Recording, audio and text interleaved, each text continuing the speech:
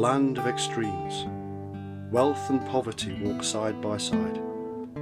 There are amazing cities of light, full of multi-ethnic individuals, all chasing the dream.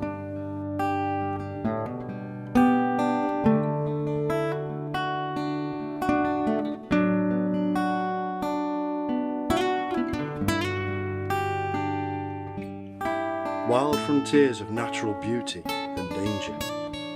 Vast tracts of farmland and dense dark woods. The world's biggest, smallest, loudest and fastest of everything. Incredible landscapes, incredible people, incredible history.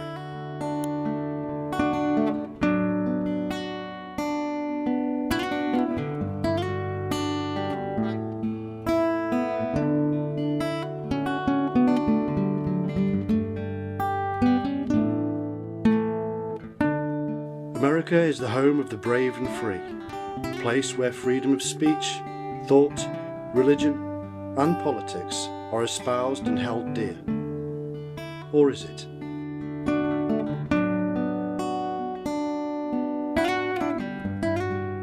John F. Kennedy once said, "The very word secrecy is repugnant in a free and open society, and we are, as a people, inherently and historically opposed to secret societies, to secret oaths, and to secret proceedings."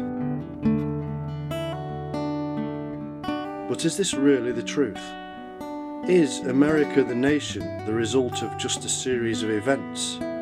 Or is it part of some grand design from some even grander architect?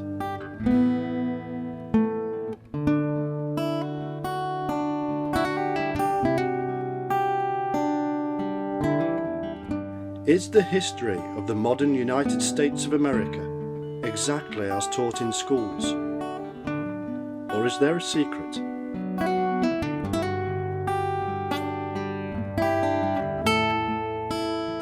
Is there some kind of mystical background at the heart of what America has become? From books to movies, there has been much speculation that the founding of the good old US of A was really the result of a secretive group known as the Freemasons.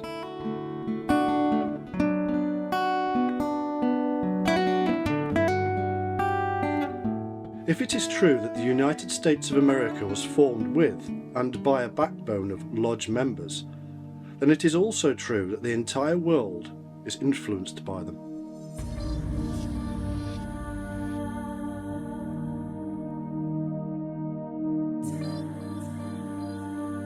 But where did this all begin?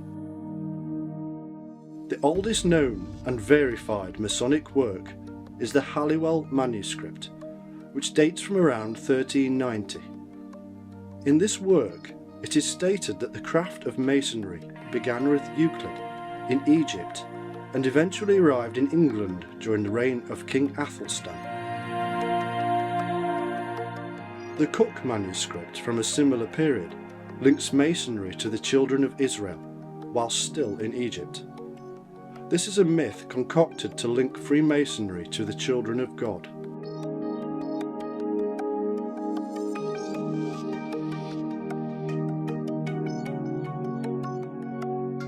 In truth, all we can say for certain is that Masonry, as we would recognise it today, erupted in the 18th century, the very time of the forming of the United States of America. The Declaration of Independence nurtured a new breed of community in a world of confusion, repudiating precedent and usage dominating old world states which had evolved slowly, painfully, and planlessly from preceding things. These Americans, for history's first time, planned and made a nation. Many have speculated that the knowledge and wisdom of the Lodge was brought to Europe via the Crusaders, such as the Knights Templar. It is speculated that they discovered some form of secret or wisdom beneath the Temple of Solomon in Jerusalem, that they kept this hidden from the Catholic authorities.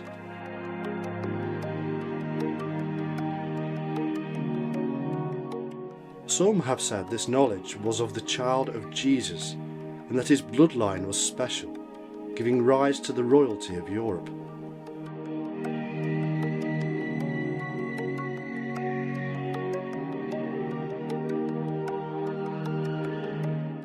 Much of this myth has come from the infamous books The Holy Blood and the Holy Grail and Dan Brown's Da Vinci Code, which in turn took their information from a very real organisation, the Order of the Fleur-de-Lis,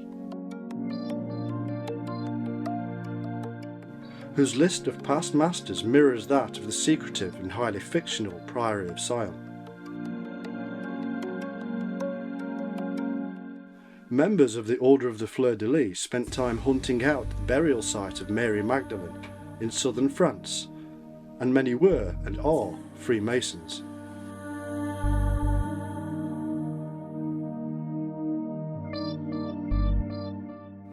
Others claim it was a form of Gnostic wisdom, with instructions on the proper method of building for sacred purposes. The latter, of course, playing straight into the idea of the Masons.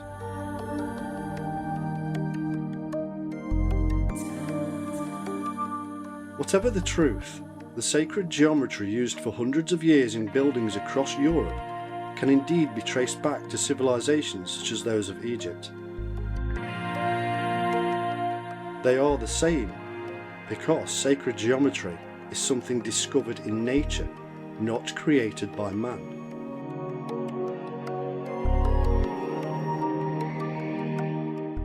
And it is the law of nature that is of paramount importance to the secrets within the Freemasons, as we shall see.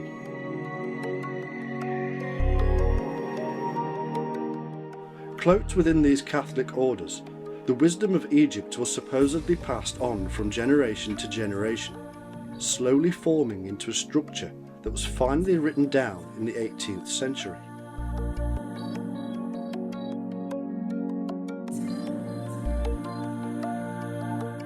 Grand designs in the United States, such as the Washington Memorial, and indeed the whole of the Washington Ground Plan, can be shown to have the influence of Masonic sacred geometry.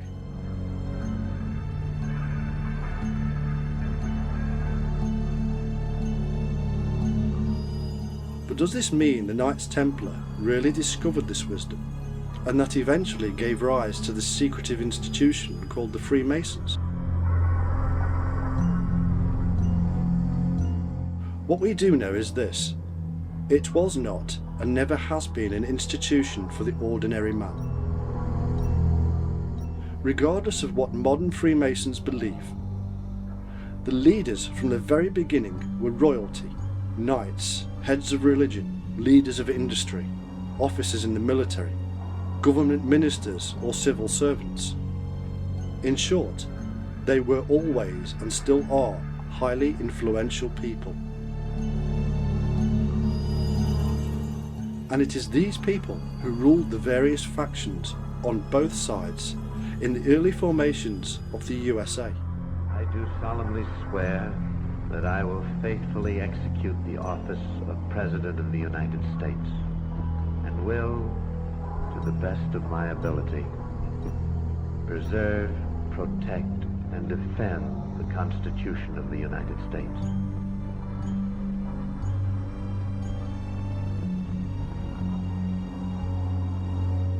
British and American officers on opposing sides of the War of Independence were more often than not brothers in the same Freemasonic lodge. Emerging as a great meeting point for all factions, and emerging from the Reformation, Freemasonry became a widespread and secretive collective with religious toleration and liberty at its core. These would become the keywords to the forming American nation.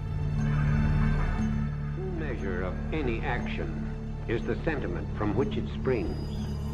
The quality of means determines the ethics of ends. Honesty will justify our means, and history will, I trust, applaud our end. It is easy to see where these fine principles emerged. In the 17th century, Europe was a hotbed of religious intolerance. wars spread across the continent using religion as an excuse to grab land and power. Thousands of individuals would suffer torture and death at the hands of the hatred fostered by religious leaders. It is therefore perfectly understandable that people of influence would hide their beliefs of a better way behind the door of the lodge and plot a new way forward in a new land. A new order in a new world.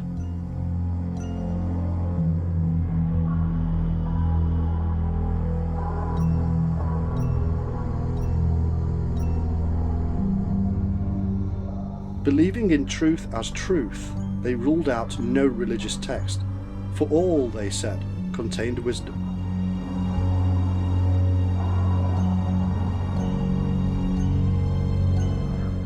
The cornerstone of the Freemason is in fact the search for true wisdom. As their knowledge of the world of other religions grew, so the symbolism of the lodge became more and more occult, obscure to those who did not understand, and hence it appeared to be secretive.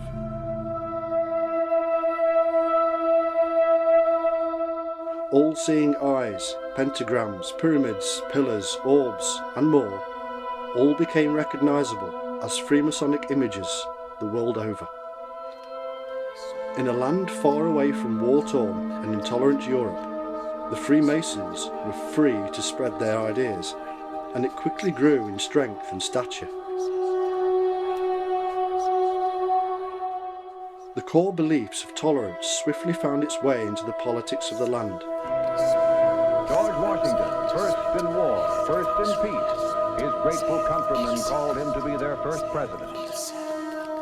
A very famous Freemason, George Washington, said, "For happily, the government of the United States, which gives to bigotry no sanction, to persecution no assistance, requires only that they live under its protection, should demean themselves as good citizens."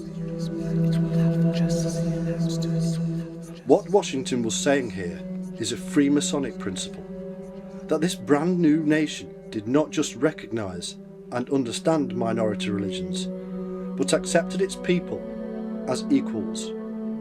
Liberty, fraternity, equality.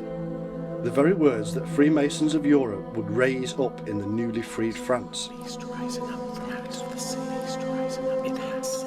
Freemasonic American politics totally rejected the old ways of domineering religions and royalty.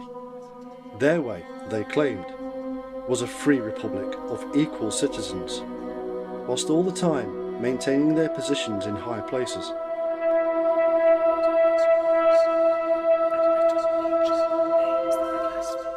On the 4th of July 1776, the Continental Congress, under direction of Freemasons Benjamin Franklin, Thomas Jefferson and John Adams, ordered a great seal to be struck, and which now appears on the back of the infamous dollar bill. The all-seeing eye and the Great Pyramid, two symbols full of meaning and symbolism for the Freemason.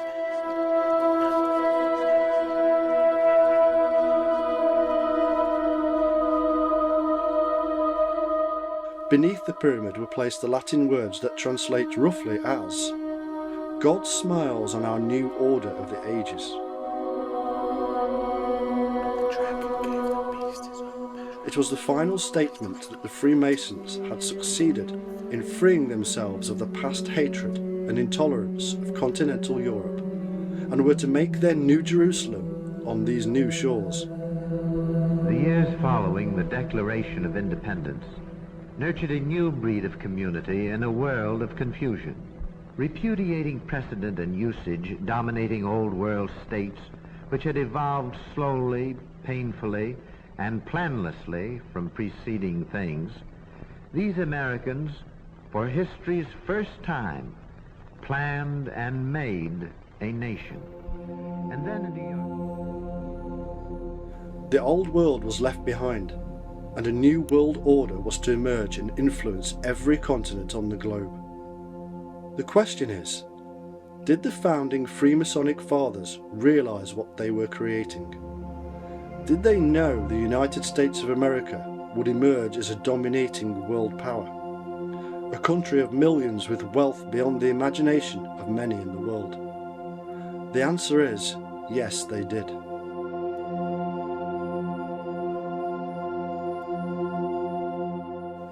They were creating a utopian Jerusalem, a heaven on earth, and the foundations had to be firm.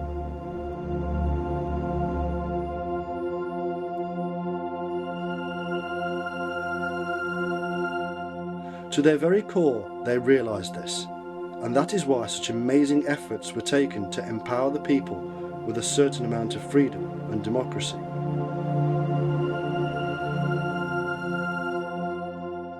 It truly was a chance to have another go at nation building, free of the choking restrictions of royalty and religion. And yet, as with all religions and politics created by man, there are those who wish to maintain or grow their own power base. Just like religion, the ideals were great and good, but many of those behind them were not so great and good.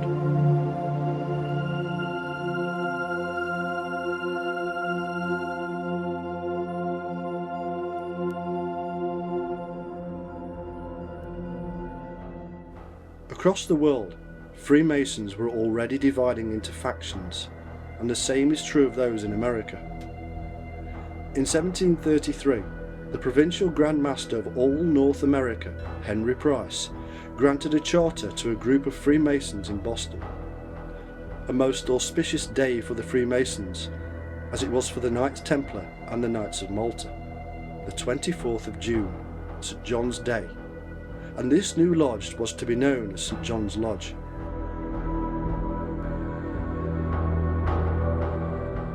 St. John was seen as equal importance by many to Jesus. He was the man who would baptize Christ and came before him, proclaiming the new way, just as Freemasons would usher in a new world.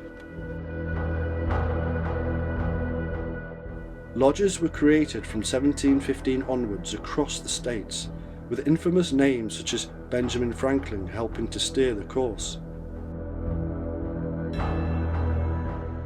George Washington was initiated into the lodge at Fredericksburg in 1752.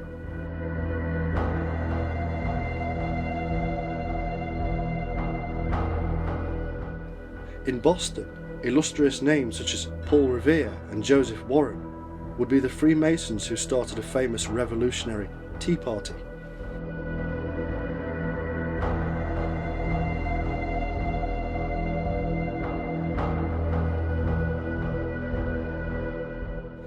And yet, many lodges were attached to British Army regiments.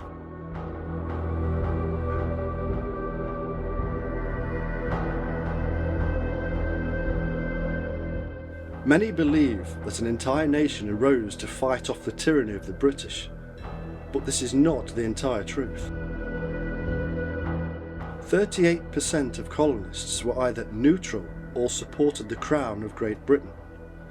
This left 62% in favour of independence, and even less that wanted actual war. When war did come, there was no decisive battle. At the end of the war, most British regiments were in fact fully intact and were well placed to continue to wage war.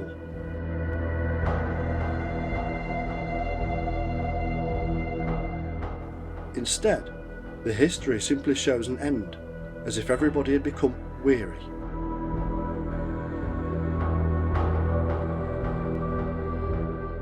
What possible reason could there truly have been for the British to just decide to stop fighting, when the truth was that nothing had occurred to prove they had lost? The truth is something that is seldom taught in schools. The truth is that the Freemasons on both sides decided the time was right. It is historical fact that commanders on both sides of the war were Freemasons. In addition to this, there were also many British nobles and businessmen. Freemasons are under oath to each other. They swear to protect each other, regardless of what is happening around them.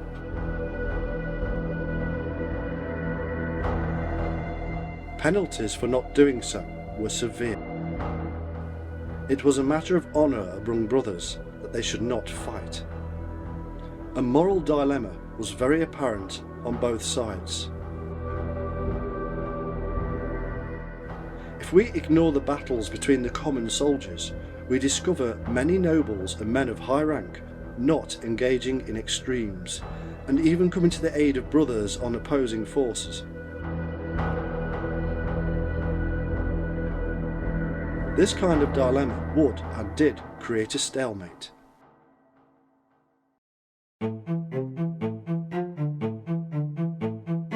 Exactly the same as witnessed at the end of the conflict. In the mother country, the ordinary British people had no interest in a continuing fight, and this played directly into the hands of the Freemasons, who knew precisely what the colonists were trying to do in creating a new Jerusalem. This new world began in 1776 with the Republic and power assigned to the people. With orderly efficiency, the first government was formed. John Jay became the first Chief Justice, and by general accord, Madison became leader of the House. Then a cabinet of secretaries, rather than ministers, was appointed. Hamilton, Treasury; Knox, War; Randolph, Attorney General; Jefferson, Foreign Affairs. Equality was of prime importance, and no man or woman was to be greater than another.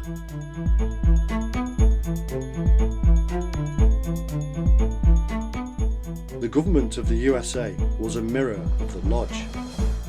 Officers are elected. They serve a term of office and can be impeached if they are proved to be unworthy. The federal government itself was a direct copy of the federalism of the Grand Lodge. In the mother country, the mad George III may not himself be known as a Freemason, but 6 of his 7 sons would be.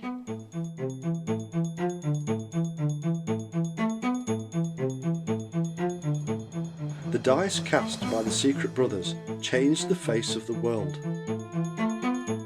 Great Britain had an empire the like of which the world had not seen before, and the influence of Freemasonry was now to spread far and wide.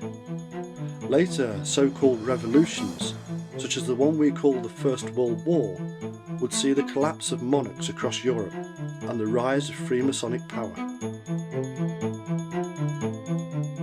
In addition to this, a Freemason by the name of Adam Weishaupt created a new Masonic order in Bavaria called the Illuminati, which was to catch the eye of many and still does. There is no real hard evidence that the Illuminati still exist, but their influence on the world stage was vast. Jefferson spoke highly of Weishaupt, and Washington wrote in a letter about the Illuminati. It was not my intention to doubt that the doctrines of the Illuminati had not spread to the United States. On the contrary, no one is more truly satisfied of this fact than I am.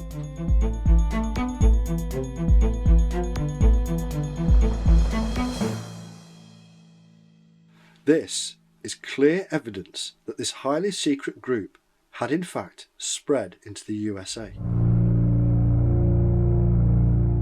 And for what purpose? We only have to look at the words of Weishaupt himself when he said, "The Illuminati will, by degrees and in silence, possess themselves of the government of the states and make use of those means."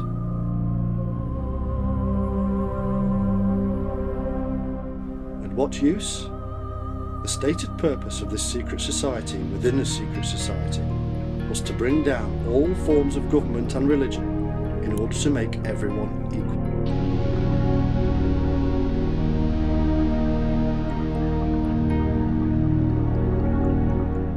Were they successful? A few years later, the Prime Minister of Great Britain, Benjamin Disraeli, would say, "The world is governed by people far different from those imagined by the public."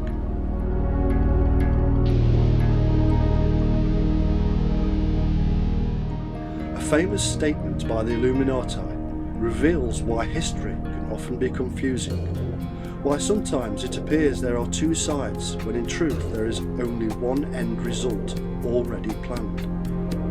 The statement goes thus: "It doesn't matter who the people voted for, they always vote for us." An interesting statement from a Jesuit who created a Freemasonic group.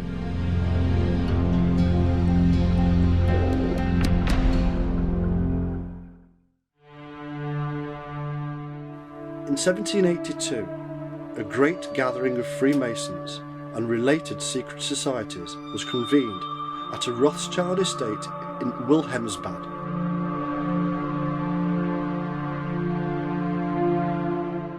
Here, the Illuminati merged formally with the Freemasons and went on to establish lodges in the USA.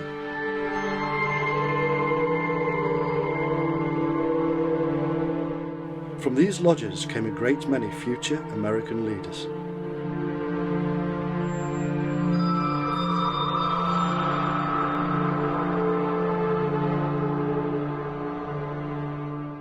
For the Freemasons, by the early 1800s, a certain amount of dissent had set in. In 1826, a William Morgan disappeared from New York following a threat to expose the secrets of Freemasonry. Many claimed he had been murdered. His kidnappers were caught and yet received light punishments. Protests erupted across the United States and many left the craft. In 1827, the Grand Lodge of New York had controlled 227 lodges, and yet by 1835 this had reduced to only 41. It was now a widespread belief that the Freemasons were running the country, and the political battles ensued. Anti-Freemason Thurlow Weed initiated a political movement that actually balloted for the presidency in 1828. John Quincy Adams wrote his damning book, Letters on the Masonic Institution. And yet, there was more afoot than the public would realise. The actual presidential candidate put forward by the movement, one William Wirt, was in fact a Freemason. He even gave a speech at an anti-Masonic convention defending the institution.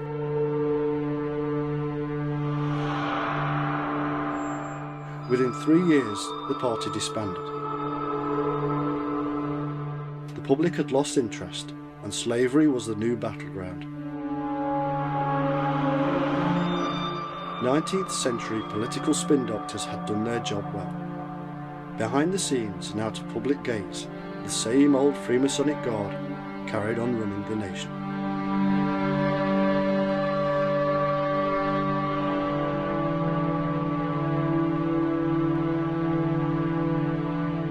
As the 32nd President and Freemason, Franklin D. Roosevelt would later say, "In politics, nothing happens by accident. If it happens, you can bet it was planned that way."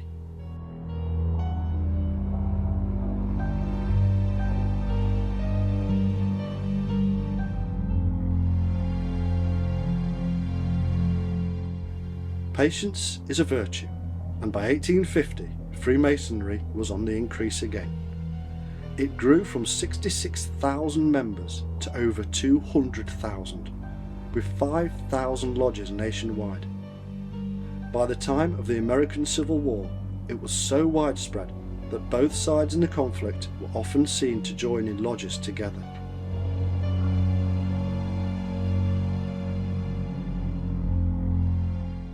Soldiers and sailors were reported across the country to be actually saving enemy combatants purely because they had identified themselves as Freemasons.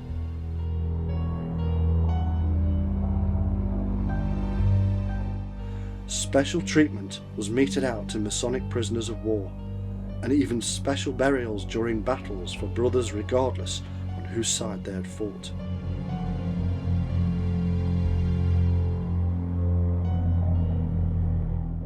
There is no speculation in these stated facts. It is historical. It is true. It is also not restricted to the USA. Across the world, exactly the same things were occurring.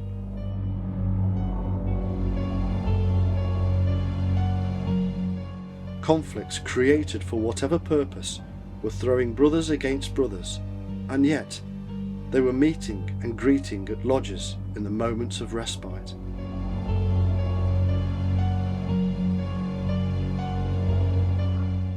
Some schisms occurred, such as the split between the French lodges and others, but these did not stop mutual respect and associations outside of technicalities. Most of the divisions were in fact caused by one of the very things that Freemasonry had originally attempted to escape: religious intolerance.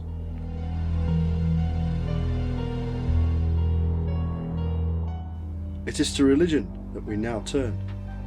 Most people would believe that America was founded by good, honest Christians, a Christian nation under one God.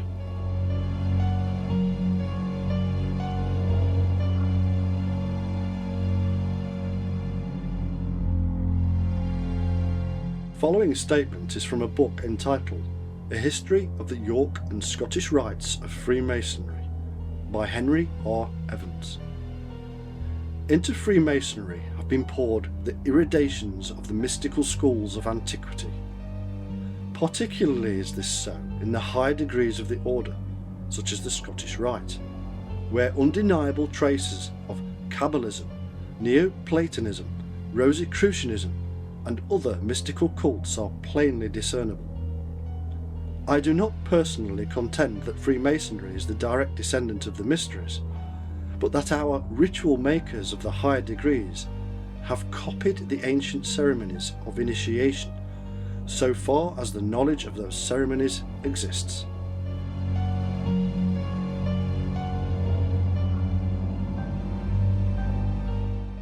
Christianity was held within the Freemasonries, as were other concepts. All were accepted. A kind of hybrid state occurred where the mystery religions merged with Christianity. In truth, they all come from the same sources, and that is where Freemasonry is correct and born-again believers are wrong. Jesus didn't just arrive with a brand new way. The words attributed to this man were from far earlier sources, such as Jewish Gnosticism in Egypt.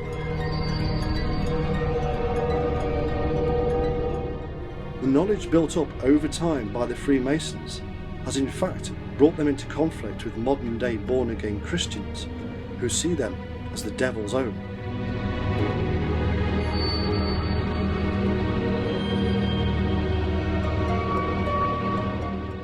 At the end of the day, all one must believe in to be a Freemason is a supreme being, regardless of what title man places upon him. The very men who helped to forge the nation that would become the United States of America were Freemasons who understood this principle.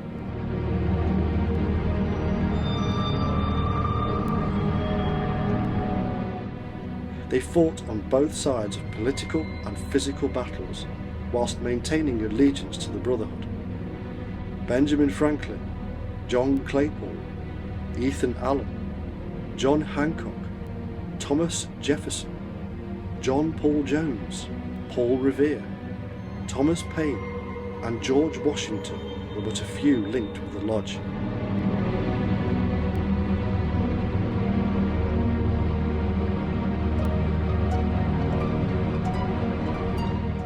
Two of these men were the primary authors of that great American document, the Declaration of Independence: Benjamin Franklin and Thomas Jefferson.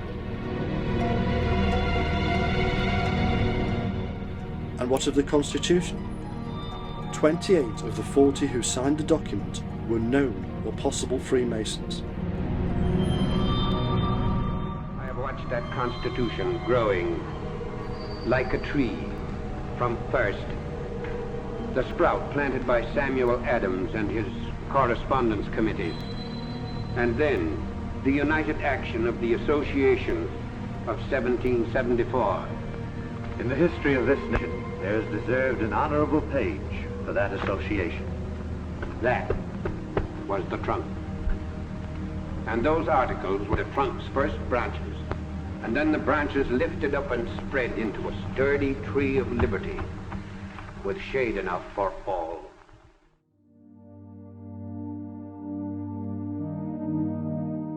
The French liaison officer for the colonies, Lafayette, was a Freemason. Most of the commanders in the Continental Army were Lodge members. Most of Washington's generals were Masons.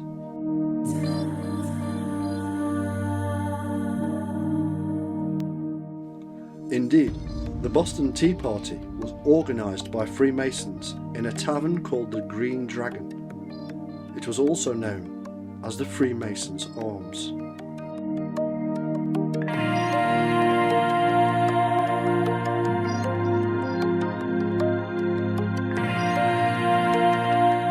When George Washington was sworn in as the very first president of the USA, it was by a man called Robert Livingston, the Grand Master of the New York Masonic Lodge.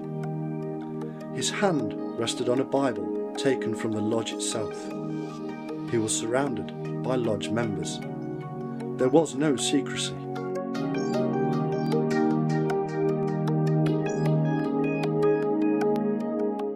In a symbolic physical statement, the very cornerstone of the Capitol building was laid by the Grand Lodge of Maryland.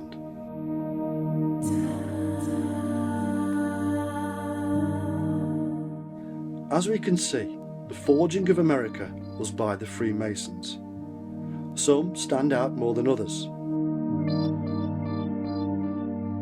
It's time to take a look at them in more detail in order to unlock further secrets. One of the most influential men in the American Revolution was Benjamin Franklin, a writer, scientist, philosopher, and of course, Freemason. Dr. Benjamin Franklin.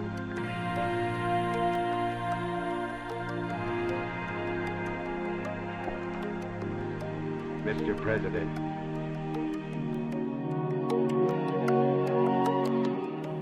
As a journalist, Franklin would write many pro-Masonic articles, published in the Pennsylvania Gazette. In 1749, he was elected Grand Master of the province. In the 1770s, he was a diplomat working in France, where he was made Grand Master of the Nine Sisters Lodge in Paris. At the very same lodge were Danton, the later French revolutionary, and Lafayette, and Paul Jones, both heroes of the American War of Independence. It was here that Franklin raised funds amongst his brothers to fight the war against the British royal tyrants. In addition to this, Franklin was also a Rosicrucian Grand Master, a secret society of the mystery cults. There is also evidence to show that Benjamin Franklin was in fact a secret agent of the British Intelligence Agency, itself a creation of an earlier secret society based upon the mystery traditions.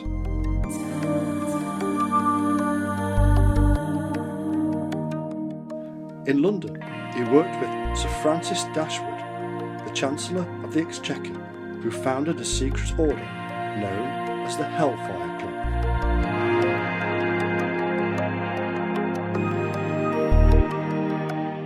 These links across a secretive world allowed Franklin to manipulate the powers, to spread word widely and secretly, to enact plans created in private between some of the most powerful men in the world.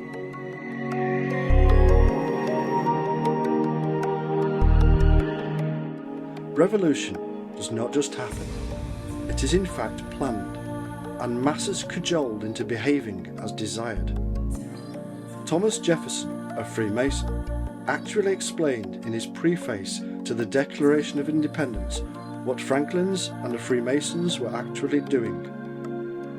When, in the course of human events, it becomes necessary for one people to dissolve the political bands which have connected them with another, and to assume among the powers of the earth the separate and equal station to which the laws of nature and of nature's God entitles them, a decent respect to the opinions of mankind requires that they should declare the causes which impel them to the separation. This declaration was natural law, not that of a Christian God. It was necessary to dissolve the political links in order to see these laws of nature. The old world was so corrupt, with its royalty and man-made religious rules, that it was time to create a new world.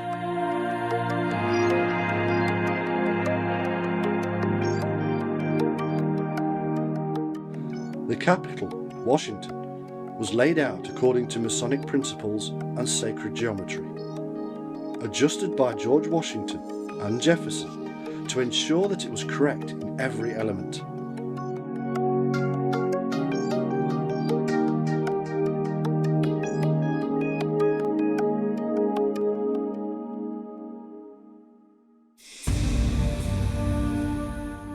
The Great Seal of the United States, as seen on the dollar bill itself, is a Freemasonic symbol that openly states their purpose.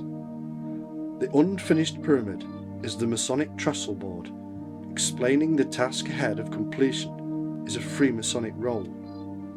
The 13 steps to the pyramid are of mystical importance. There are 13 stars, and the Latin phrase has 13 letters.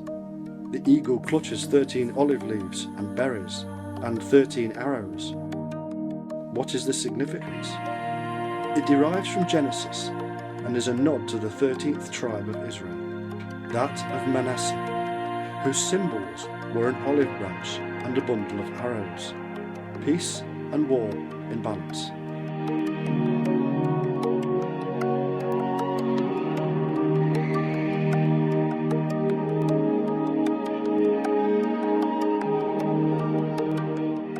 The founding Freemasons were stating that the USA was symbolically the 13 tribes, the fulfillment of a time when all will be well,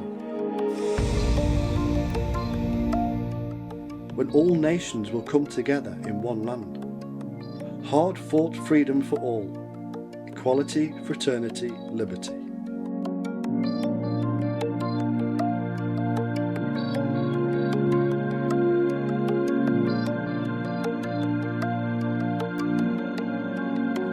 They point to the biblical book Ezekiel as evidence. In the latter years thou shalt come into the land that is bought back from the sword, and is gathered out of many people, against the mountains of Israel, which have been always waste, but it is brought forth out of the nations, and they shall dwell safely, all of them. They shall dwell safely there, in the land of the free.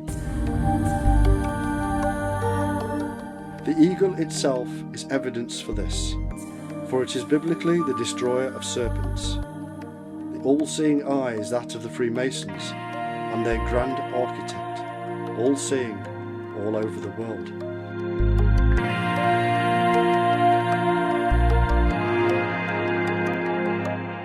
The seal of the United States is boldly full of Freemasonic symbolism, stating the New World Order in Latin for all to see.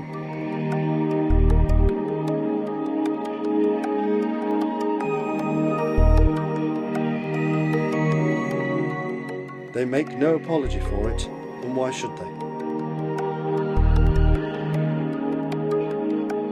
As in the later Spanish Revolt, itself blatantly orchestrated by Freemasons and aided by American money, they were proud to have bought the land back from the sword, so they shall dwell safely once more. The Spanish flag itself would also become a Freemasonic symbol.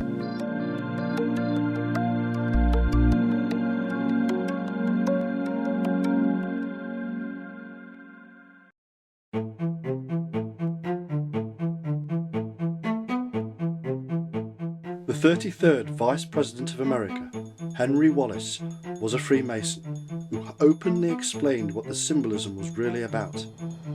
It was the role of the USA to become the leader of nations. He wrote, "It will take a more definite recognition of the grand architect of the universe before the apex stone is finally fitted into place. And this nation, in the full strength of its power, is in a position to assume leadership amongst the nations in inaugurating the new order of the ages."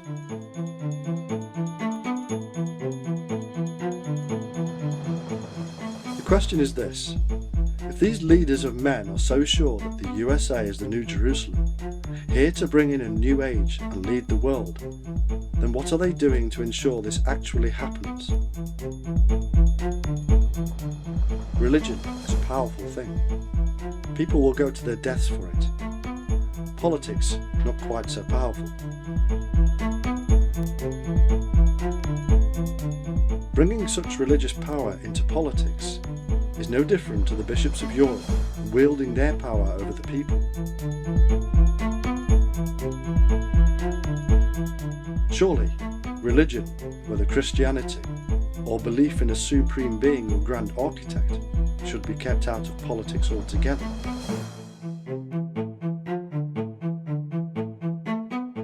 And so, free brother of America, what if you wish to join this fraternal organisation?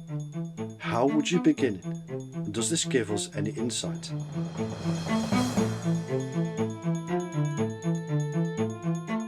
Given that the Freemasons are a very secretive group, hiding their rituals behind closed doors, there is little surprise to discover that membership has certain obstacles.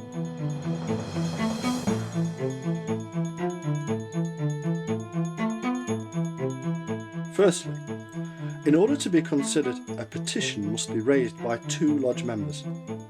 Next, there is a secret ballot, followed by a question that must be answered.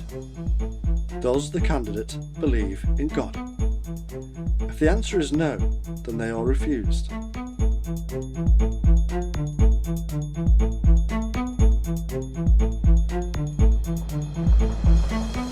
So we have an undemocratic, secret ballot followed by an enforced belief system. But what about wealth? Any candidate is expected to pay membership fees, contribute to the regular events, and of course, make donations to the various charities that keep him squeaky clean in the public eye.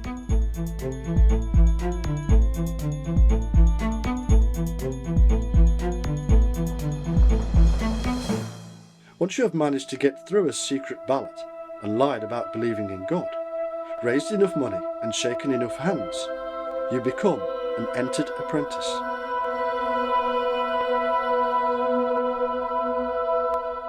You go through a ritual of initiation that deals with the killing of Hiram Abif. Blindfolded, the initiate is ordered by 3 men to reveal the Mason's secrets. Of course, he must not tell. He then mocks death and resurrection.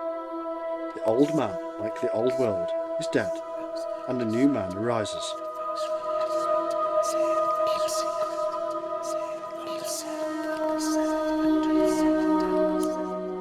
The cycles of nature at the root of the secrets. The first degree is complete, but to fully become a Freemason, he must go through 2 more degrees. These are known as Freecraft Mason and Master Mason. As he rises through the degrees, the secrets of the symbols and stories are slowly revealed. He is gradually proving his ability to obey and keep a secret.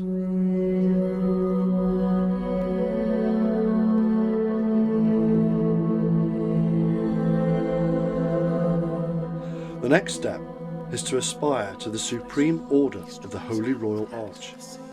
It is at this point that the real name of the grand architect of the universe is revealed. Just in case you wanted to know, the name is Yahbullah. Yah for the Hebrew Yahweh, Bul for the Canaanite Baal, and On for the Egyptian Osiris. all basically the same deity under different names.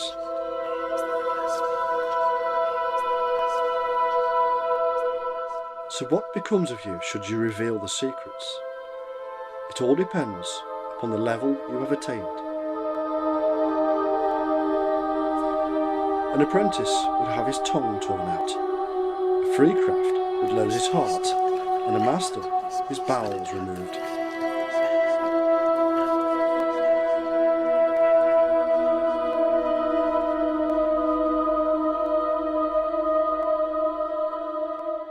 If you are of the Royal Arch degree, then you have the top of your head sliced off.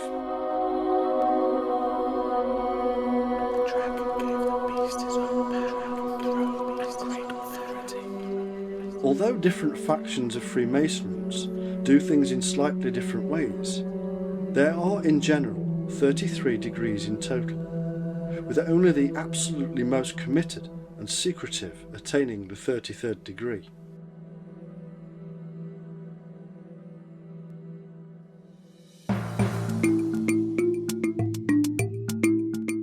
So what does all of this mean to the secret world of America?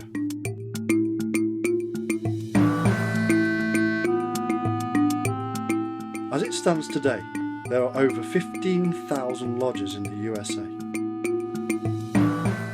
That's almost half the total lodges in the entire world.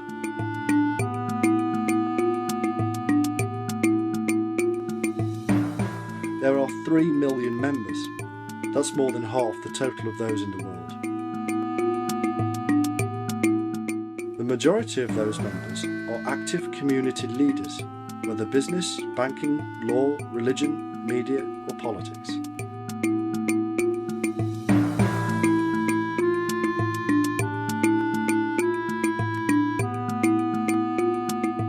They are still there at the heart of Washington. They still sit on the boards of big corporations. They still control the finances.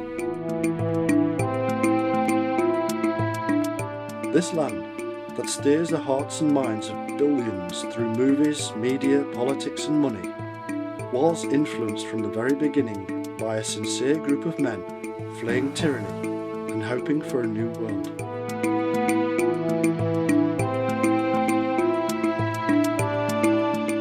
Over time, they succeeded in creating a truly unique land of opportunity and relative equality.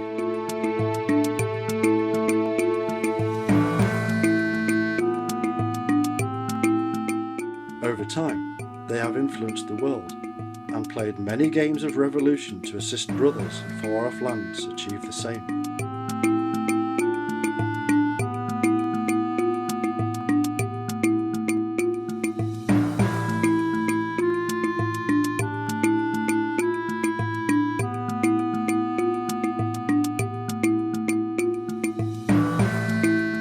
If we are still in doubt about the influence the Freemasons and the inner sanctum of the Illuminati play, then let us remember the words of one 18th century Freemason who was so shocked by the global conspiracy that he put it down in black and white.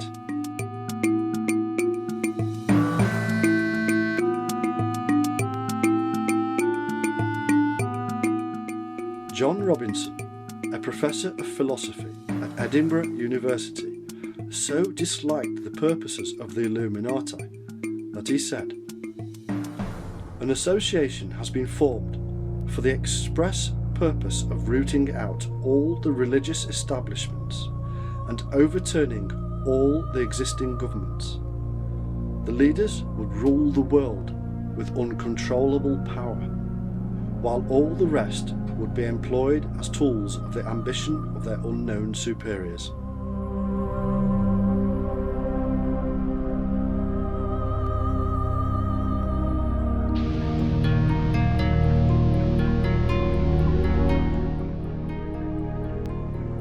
General Knox, I've seen the day when your buff and blue was blood-blotched.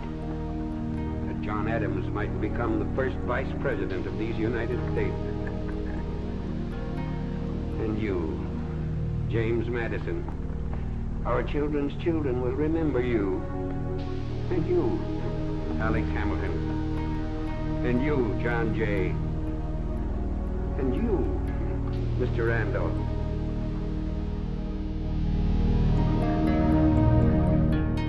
Depending on your point of view, it is either a good thing or a bad thing that they have and still do act in such a way.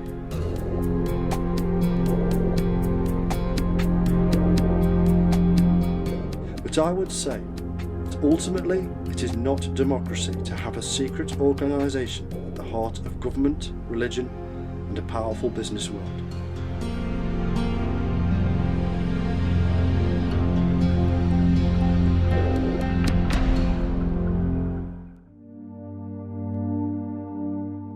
A secret organisation that trains the minds of its initiates and accepts nothing less than absolute secrecy and obedience.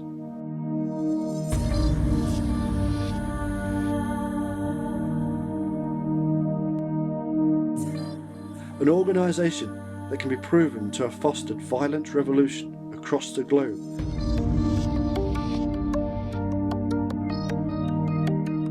Should be open and transparent, shouldn't it?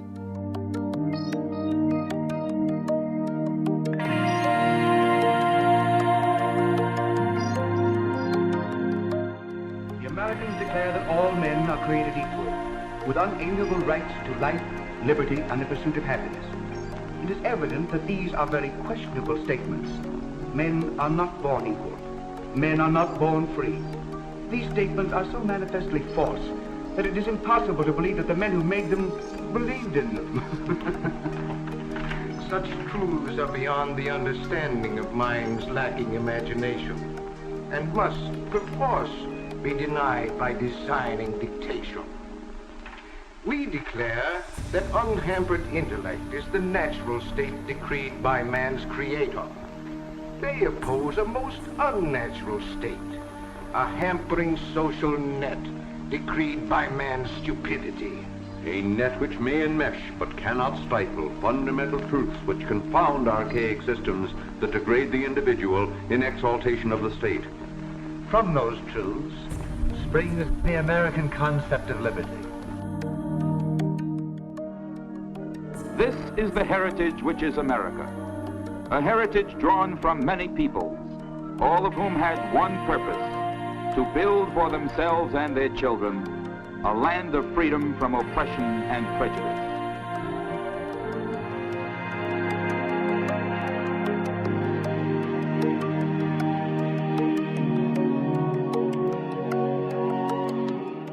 And let us remember this: in their search for those fine principles of liberty, equality and fraternity, they forgot someone: the Indian nations upon whom they inflicted mass genocide. But again and again, the pioneers had to be on a sharp lookout for attack. And news that the Indians were on the warpath electrified them into activity.